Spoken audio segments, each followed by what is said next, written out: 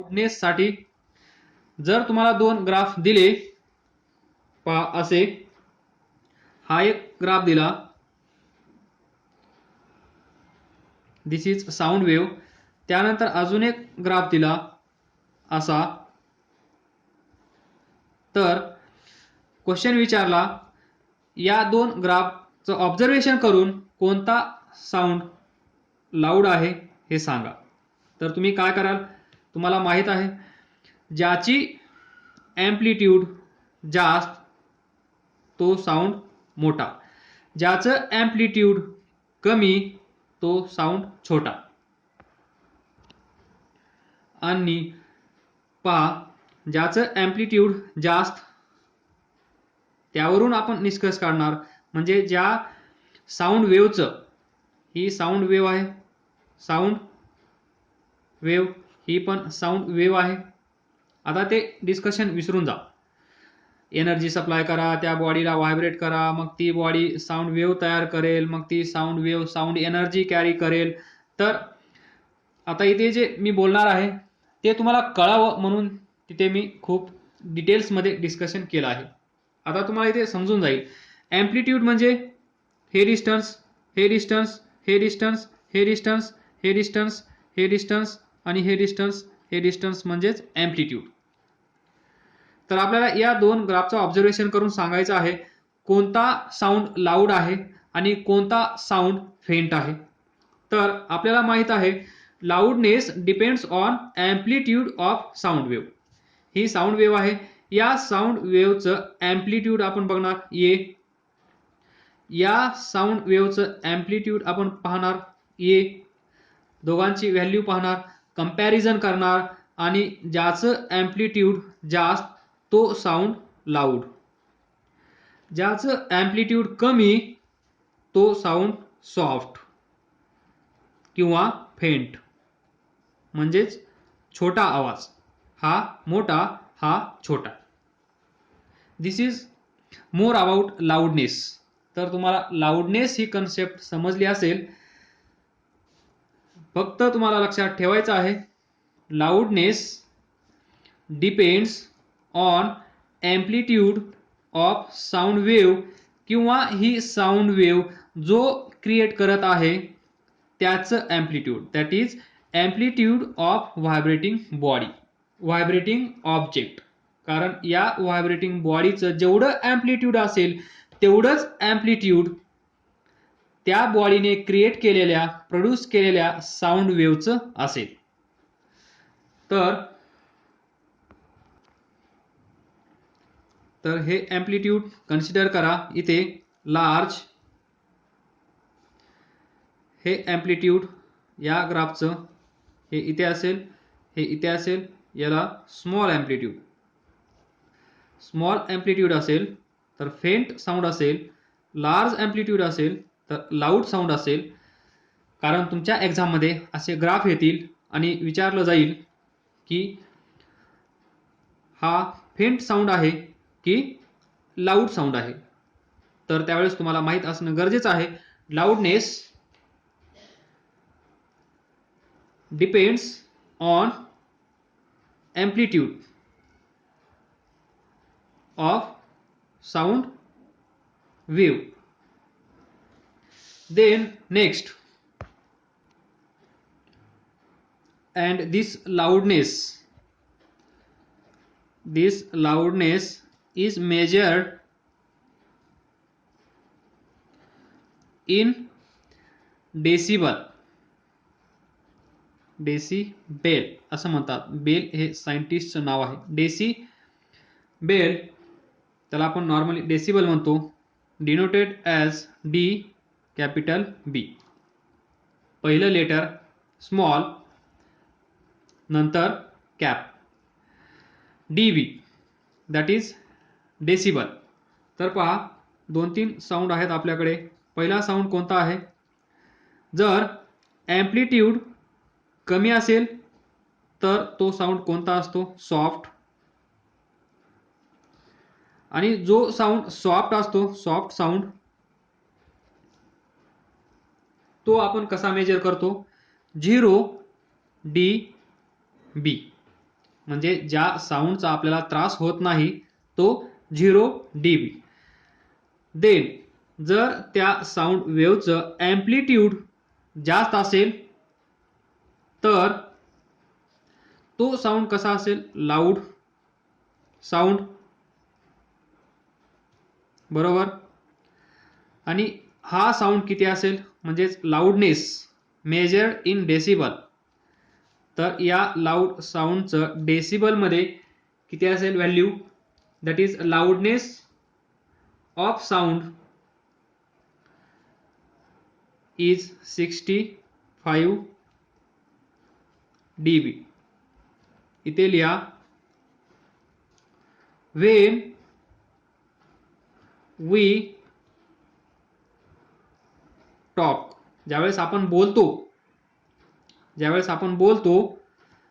त्यावेळेस जो साऊंड असतो दॅट इज लाऊडनेस किती असतो 65 dB. तर इथे कंपॅरिझनसाठी आपण तुम्हाला समजून यावं ॲम्प्लिट्यूड कमी आणि ॲम्प्लिट्यूड जास्त या दोघांमधला डिफरन्स पण तुम्हाला समजून यावा म्हणून इथे कम्पेअर केला आहे.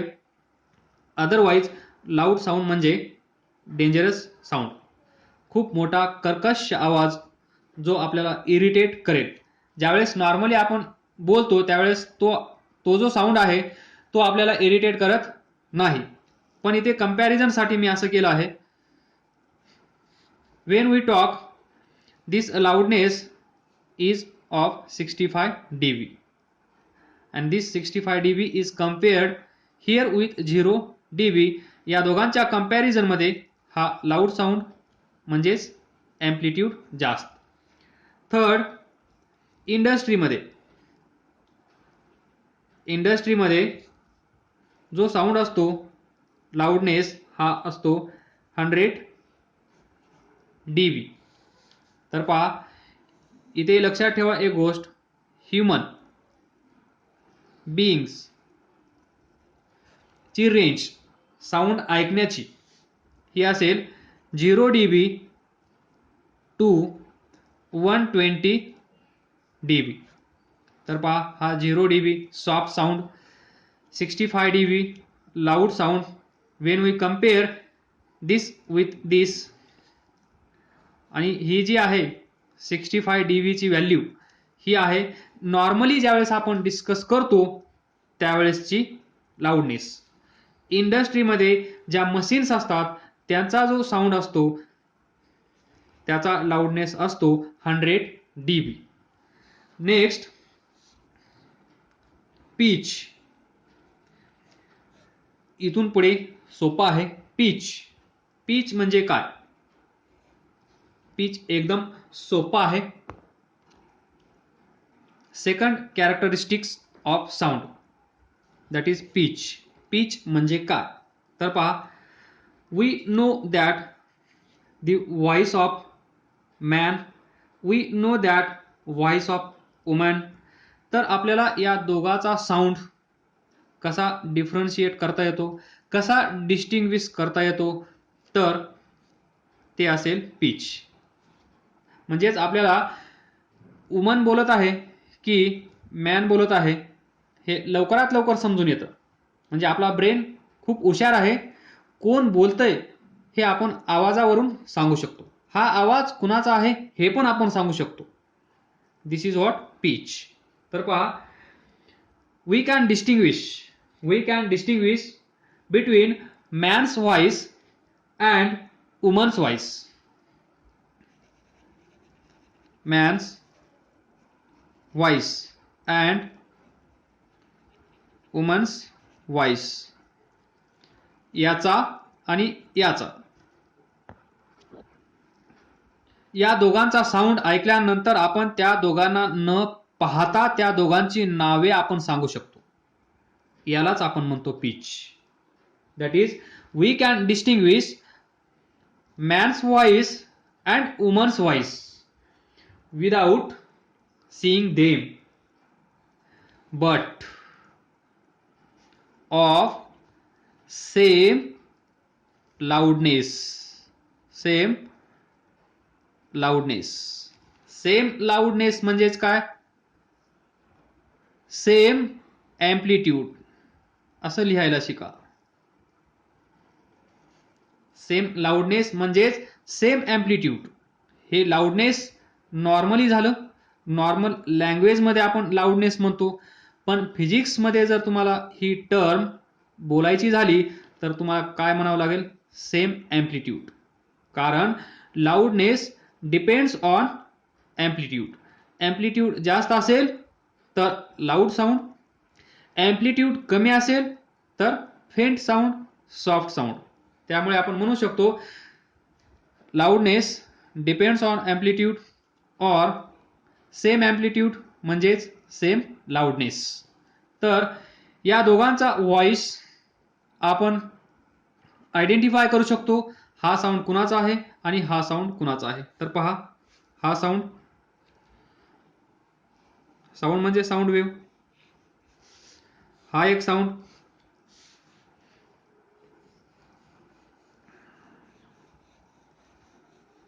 हा साऊंड 1, हा sound 2,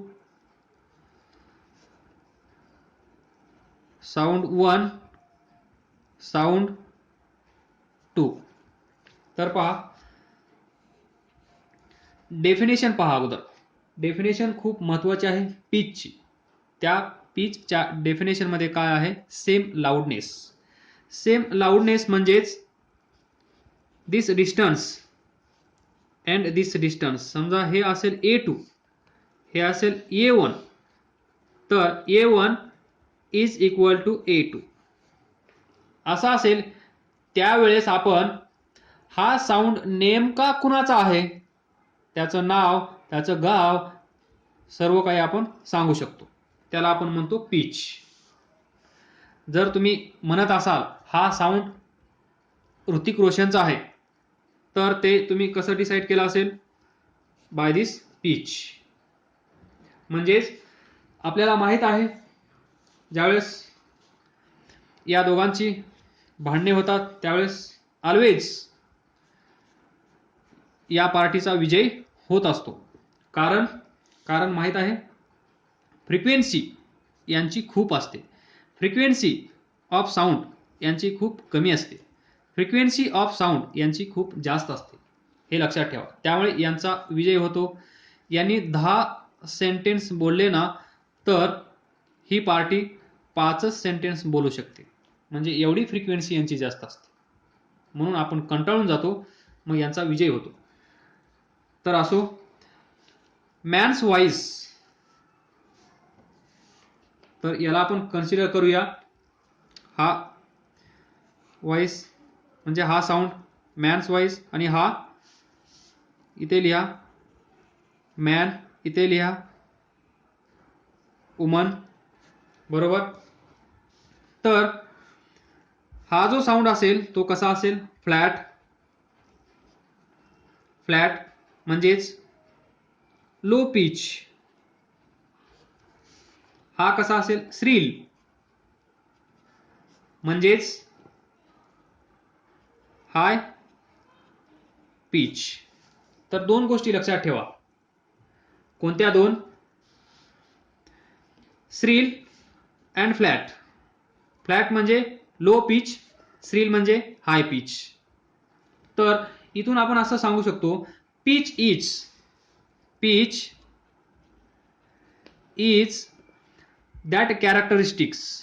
that characteristics of sound by which we can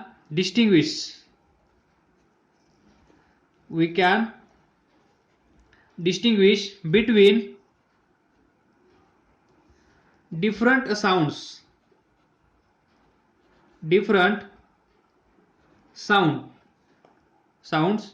of same loudness.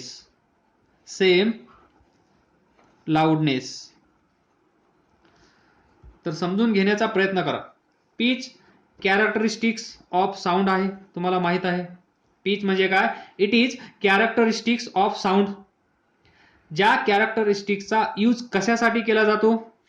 Sound ओळखण्यासाठी किंवा दोन साऊंड मध्ये डिफरन्स काय आहे किंवा दोन साऊंड डिस्टिंग्विश करण्यासाठी या कॅरेक्टरिस्टिक्सचा आपण यूज करतो.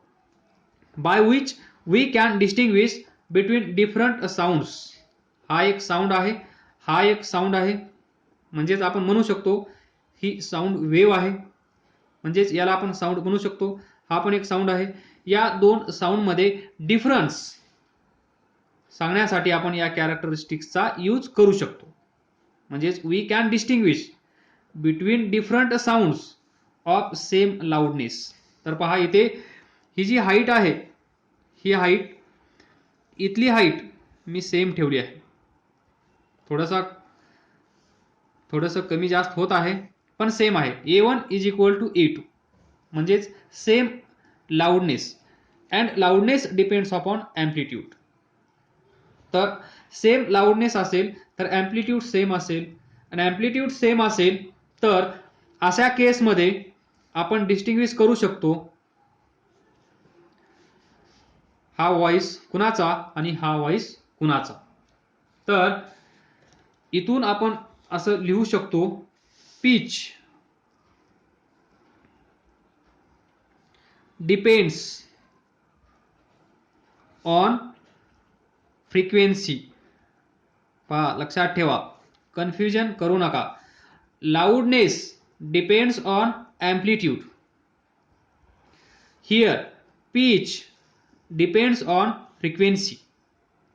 तर तो जो ऑब्जेक्ट असेल ज्याचं व्हायब्रेशन होत असेल, त्यानंतर साऊंड वेव्ह तयार होत असेल, ती sound wave sound energy carry करत असेल आणि आपल्याला आवाज ऐकायला येत असेल. ज्यावेळेस आपला ब्रेन हा साऊंड कुणाचा आणि हा साऊंड कुणाचा डिस्टिंग्विश करू शकतो, त्या प्रॉपर्टीला, त्या कॅरेक्टरिस्टिक्सला आपण म्हणतो pitch. And pitch depends upon frequency. तर पहा इथे फ्रिक्वेन्सी मी इथे जास्त काढली आहे, इथे कमी काढली आहे. तर इथून तुम्ही लाईन अशी खेचल्यानंतर तुम्हाला दिसेल इथे number of cycles, number of vibrations, number of oscillations या साईडला मी जास्त काढले आहेत. एवढ्याच पोर्शनमध्ये पहा, एवढ्या डिस्टन्समध्ये इथे एक सायकल आहे, इथे पहा एक, त्याच्यानंतर अजून एक. म्हणजे इथे फ्रिक्वेन्सी आहे, एफ ची व्हॅल्यू आहे 1 हर्ट्झ, इथे एफ ची व्हॅल्यू आहे 2 हर्ट्झ. म्हणजे फ्रिक्वेन्सी इथे जास्त आहे, इथे फ्रिक्वेन्सी कमी आहे. Pitch depends on frequency. And next this pitch directly depends on frequency. हे तर आपल्याला माहित झालं, बट कसं, pitch of sound is directly proportional to frequency. Pitch directly proportional to pitch of sound, directly proportional to frequency, frequency of sound wave किंवा sound. तो जो sound असेल त्या साऊंडची फ्रिक्वेन्सी. तर इथे पहा, इथे फ्रिक्वेन्सी जास्त आहे म्हणजे इथलं पिच कसं असेल, जास्त. इथे फ्रिक्वेन्सी कमी आहे म्हणजे इथे पिच कसं असेल, कमी.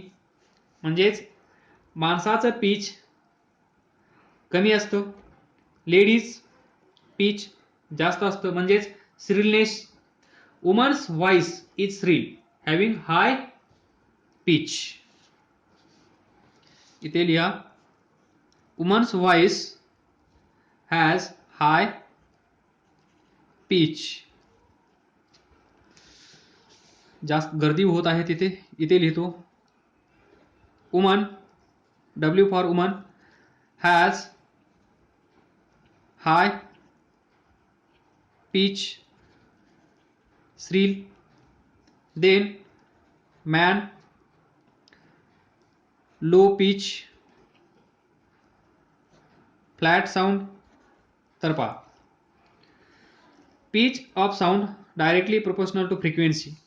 तर कोणत्या केसमध्ये आपण फ्रिक्वेन्सी जास्त दाखवली आहे, हे डायरेक्टली प्रोपोर्शनल टू असल्यामुळे हाय पिच म्हणजेच हाय फ्रिक्वेन्सी एफ म्हणजे फ्रिक्वेन्सी, लो पिच म्हणजेच लो फ्रिक्वेन्सी, एफ म्हणजे फ्रिक्वेन्सी. तर आजपासून तुम्ही लक्षात ठेवा, हे झालं नॉर्मल डिस्कशन. पण आपल्याला फिजिक्स म्हणल्यानंतर, पिच म्हणल्यानंतर तुम्हाला लक्षात ठेवायचं आहे ते high frequency and low frequency. High frequency म्हणल्यानंतर हाय पिच, लो फ्रिक्वेन्सी म्हणल्यानंतर लो पिच. कारण pitch of sound is directly proportional to frequency of sound wave. आणि असं म्हणू शकतो आपण, फ्रिक्वेन्सी ऑफ साऊंड वेव्ह म्हणजेच ही साऊंड वेव्ह ज्याने प्रोड्यूस केली असेल त्या ऑब्जेक्टची फ्रिक्वेन्सी पण किती असेल, एवढीच. कारण त्याच्याकडे 10 सायकल्स असतील तर इकडे पण 10 कॅरी होतील. म्हणजेच आपण म्हणू शकतो pitch of sound is also directly proportional to frequency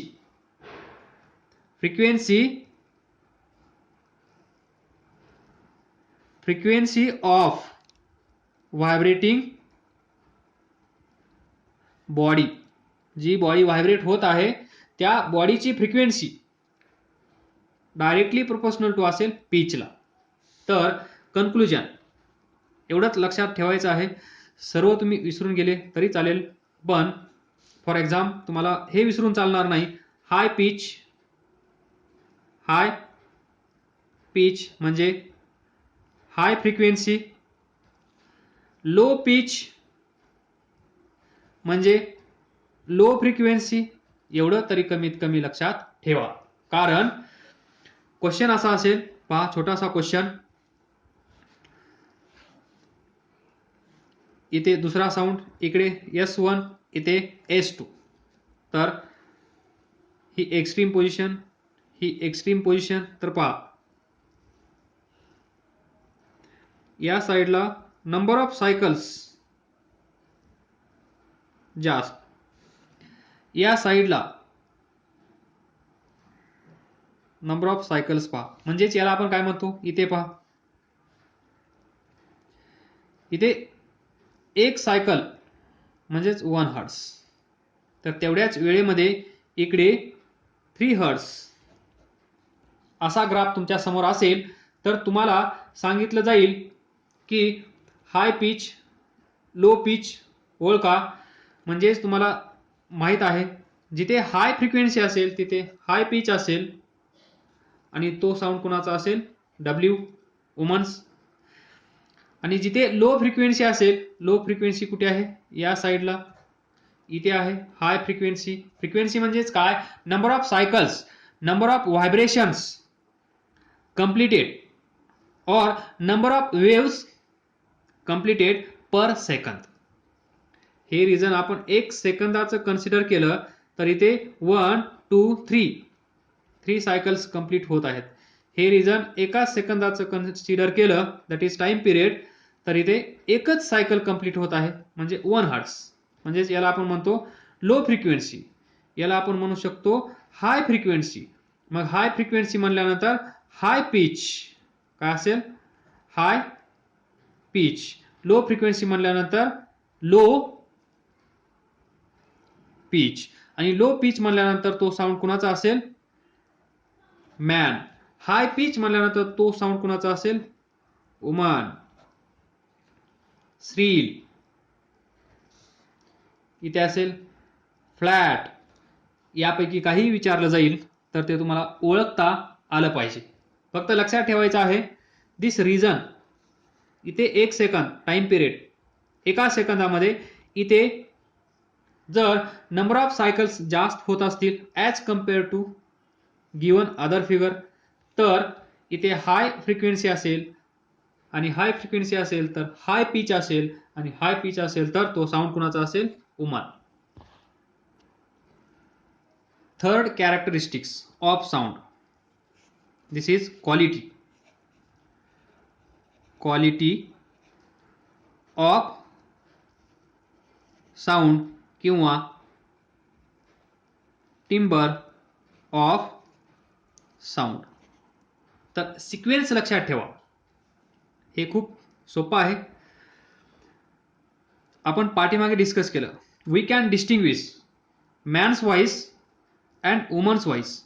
without seeing them, त्यांना न पाहता हा साऊंड मॅनचा आहे, हा साऊंड वुमनचा आहे हे आपण सांगू शकतो, त्याला आपण म्हणलं पिच. बरोबर.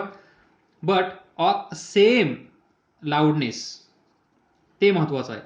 तर इथे काय असेल पहा, इथे we can distinguish between sounds produced by this बासरी फ्लुएट अँड व्हायोलिन. याचा साऊंड, याचा साऊंड, याचा साऊंड आपण काय करू शकतो, डिस्टिंग्विश.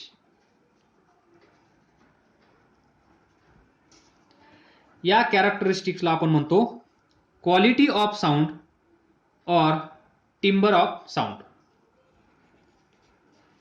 तर हे कसं, इथे पण even without seeing this instruments, पहा आपण एका रूम मध्ये बसा, दुसऱ्या रूम मध्ये जे काय तुमच्याकडे असतील हे म्युझिकल इन्स्ट्रुमेंट्स ते वाजवण्याचा प्रयत्न करा. म्हणजे तुमच्या घरी भावाला बहिणीला सांगा, त्यानंतर तुम्ही दुसऱ्या रूम मधून सांगू शकता की तुमच्या भावाने किंवा तुमच्या बहिणीने जे म्युझिकल इन्स्ट्रुमेंट वाजवलं आहे ते कोणतं आहे हे तुम्ही ओळखू शकता की नाही. या ओळखण्याच्या प्रॉपर्टीला, या ओळखण्याच्या जादूला आपण म्हणतो क्वालिटी ऑफ साऊंड किंवा टिम्बर ऑफ साऊंड. त्या इन्स्ट्रुमेंटला न पाहता मी सांगू शकतो की हा साऊंड फ्लुएटचा आहे. या म्युझिकल इन्स्ट्रुमेंटला न पाहता मी सांगू शकतो की हा साऊंड व्हायोलिनचा आहे किंवा एनी अदर म्युझिकल इन्स्ट्रुमेंट. कुठलंही म्युझिकल इन्स्ट्रुमेंट घ्या, सिम्बल्स घ्या, टाळ, सिम्बल्स म्हणजे टाळ, टाळ वाजवल्यानंतर आपण लागलीच सांगू शकतो की हा साऊंड टाळ वाजवल्यामुळे येत आहे, सिम्बल्स वाजवल्यामुळे येत आहे.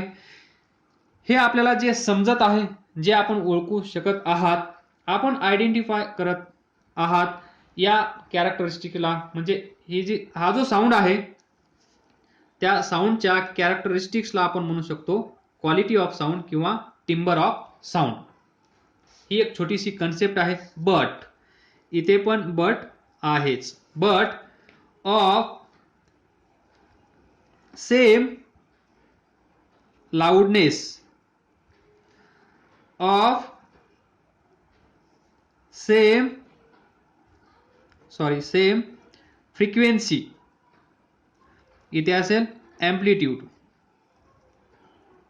लाऊडनेस म्हणजेच एम्प्लिट्यूड, म्हणजे या साऊंड मध्ये एम्प्लिट्यूड सेम असेल, फ्रिक्वेन्सी सेम असेल, त्यावेळेस आपण डिस्टिंग्विश करू शकतो हा साऊंड याचा आहे, हा साऊंड याचा आहे आणि हा साऊंड याचा आहे. हे ओळखणे म्हणजेच क्वालिटी ऑफ साऊंड, हे ओळखणे म्हणजेच टिम्बर ऑफ साऊंड, आणि यालाच आपण म्हणतो characteristics of sound. That is quality और टिम्बर ऑफ साऊंड. बट हे लक्षात तुम्हाला ठेवायचं आहे, that is same loudness and same frequency. म्हणजेच इथे ब्रॅकेटमध्ये लिहा, फ्रिक्वेन्सी म्हणजेच काय, पिच.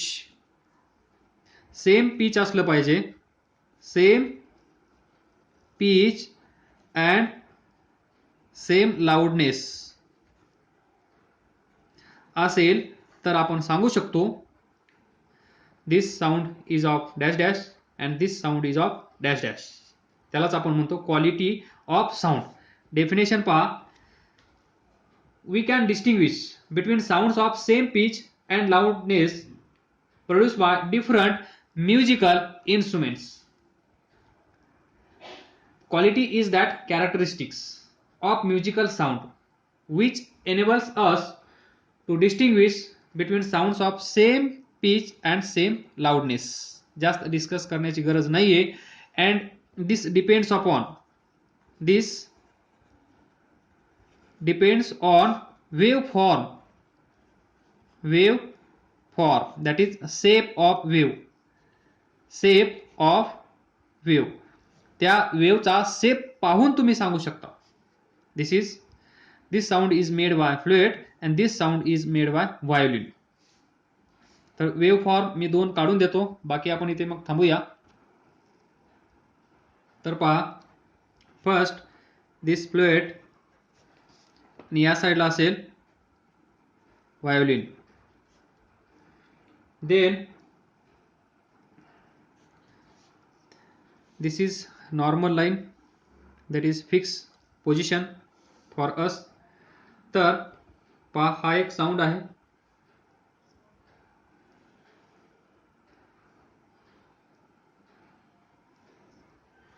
त्यानंतर हा एक साऊंड आहे.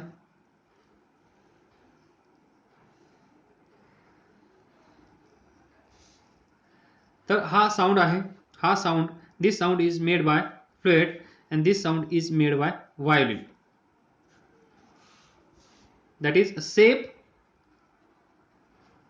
of wave. हा पण shape of wave, त्यालाच आपण म्हणतो वेव्ह फॉर्म. तर याच्यामध्ये तुम्हाला असे ग्राफ येतील आणि हे ग्राफ पाहिल्यानंतर तुम्हाला सांगायचं आहे की हा साऊंड याचा आहे आणि हा साऊंड याचा आहे. That is quality of sound और timbre of sound. That is these characteristics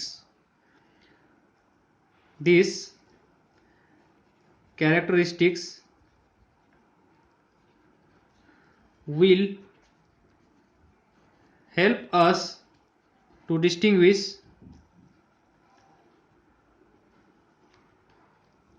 sounds of same pitch पण सेम आहे, and loudness,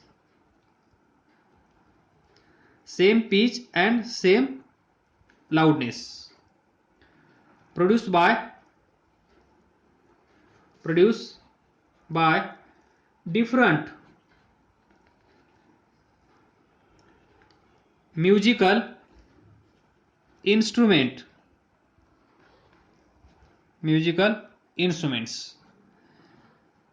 This is small definition for quality of sound or timbre of sound. जर काय समजलं नसेल तर विचारा, अभ्यास करत राहा, पुढे जात राहा. All the best. थँक्यू.